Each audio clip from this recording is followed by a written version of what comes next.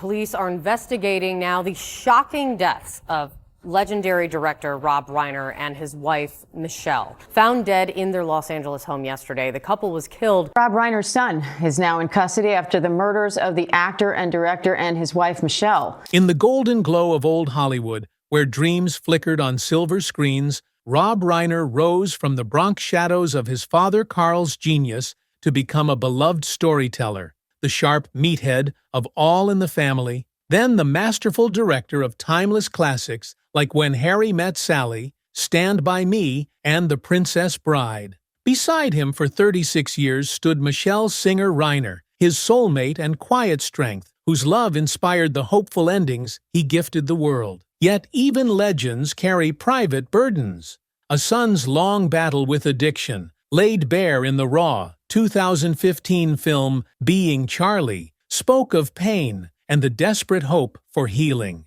On December 14, 2025, that hope shattered in Brentwood when a holiday gathering's tension ended in unimaginable tragedy. Tonight, dear friends of legendary archives, we gently draw back the curtain on Rob's final chapter. What hidden currents led to that fateful night? Stay with us as we honor a life of laughter and light, now touched by profound darkness.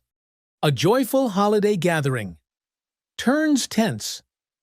Picture a crisp December evening in Los Angeles, the kind where the air carries the faint scent of pine and possibility. On Saturday, December 13, 2025, Rob Reiner, now 78, and his beloved Michelle stepped into the warm glow of Conan O'Brien's elegant home for a holiday party among old friends. Laughter spilled through the rooms as Hollywood's familiar faces gathered. Stories swapped, glasses raised to another year survived in this glittering, unforgiving town. Rob, ever the storyteller, likely held court with that familiar booming laugh, reminiscing about the days of All in the Family or the magic of directing Billy Crystal and Meg Ryan through deli scenes that would become eternal. Michelle, his partner of 36 years, the quiet strength beside him, smiled softly, her photographer's eye catching candid moments of joy. Their son, Nick, 32, was there too, a family appearance that to outsiders might have seemed like a portrait of reconciliation after years of private storms. Yet, beneath the cheer, tension stirred. According to guests who later spoke to authorities, Nick appeared restless, anxious even, his demeanor drawing quiet concern. Then came the argument. Voices raised between father and son, sharp enough to cut through the holiday music. Witnesses described Rob confronting Nick over behavior deemed inappropriate for the setting. It was not physical, only words. Painful, pointed words born of a father's enduring worry and a son's long struggle. The Reiners left early that night, the festive lights fading behind them as they drove home to Brentwood. None could have imagined it was their final evening together as a family. The quiet hours. What happened overnight?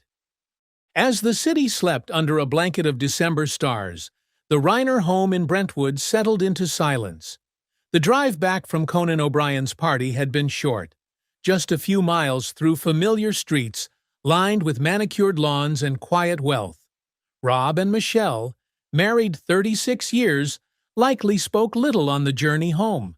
Perhaps a weary sigh, a gentle hand on the arm, the unspoken language of couples who have weathered storms together.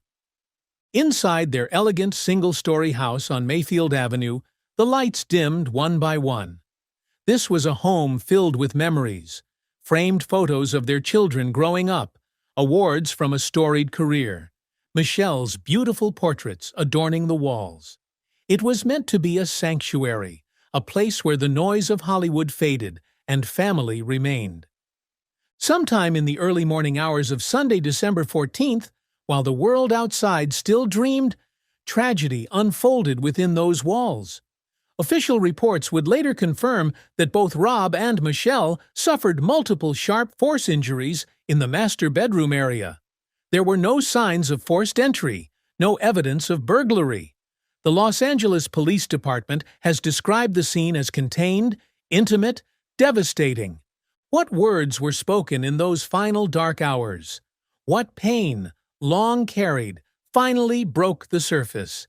We may never fully know. The investigation continues, guarded and solemn, as authorities piece together a timeline that ended far too soon.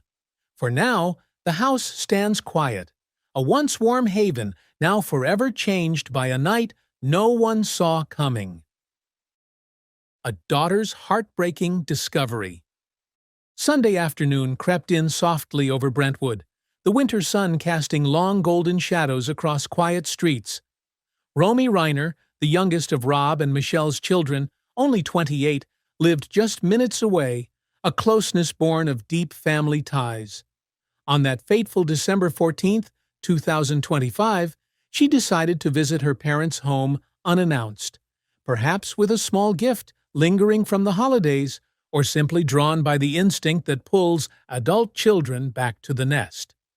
She arrived around 3:30 in the afternoon, stepping through the familiar gate onto the manicured path that led to the front door.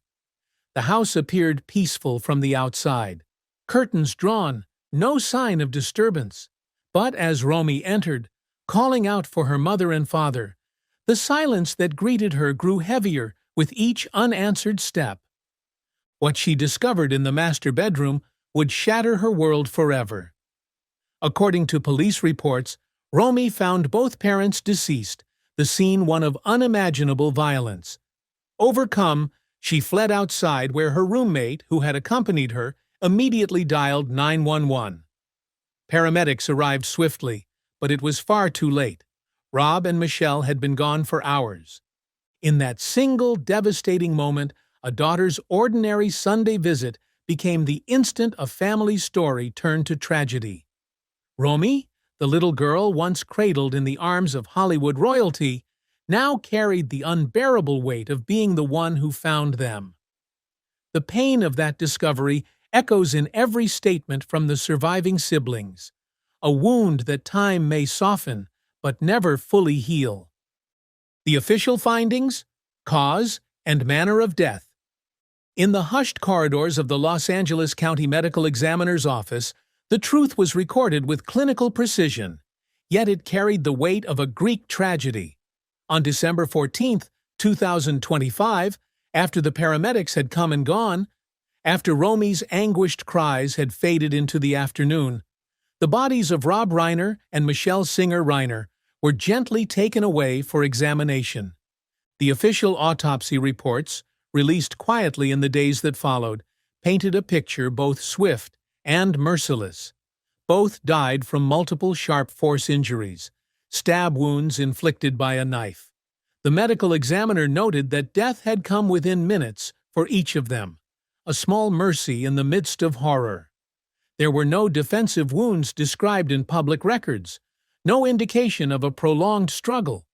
Whatever happened in that master bedroom unfolded with devastating speed. The manner of death was ruled homicide for both. No drugs, no alcohol, no underlying illness, just violence that ended two vibrant lives in the place they felt safest. The weapon has not been publicly described, nor has its origin.